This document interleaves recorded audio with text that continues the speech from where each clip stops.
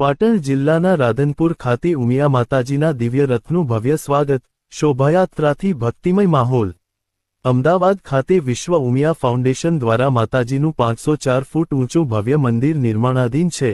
આ મંદિરના અનુસંધાને ઉમિયા માતાજીનો દિવ્ય રથ ગુજરાતના વિવિધ જિલ્લાઓમાં પરિભ્રમણ કરી રહ્યો છે। તે અંતર્ગત પાટણ જિલ્લાના રાધનપુર ખાતે દિવ્ય રથ આગમન થતાં ભક્તોમાં ભારે ઉત્સાહ જોવા મળ્યો હતો। રાધનપુર ખાતે દિવ્ય રથનું ભવ્ય સ્વાગત કરવામાં આવ્યું હતું। ગાયત્રી મંદિરથી પટેલ વાસ સુધી ભવ્ય શોભાયાત્રા કાઢવામાં આવી હતી, જેમાં મોટી સંખ્યામાં ભક્તો જોડાયા હતા।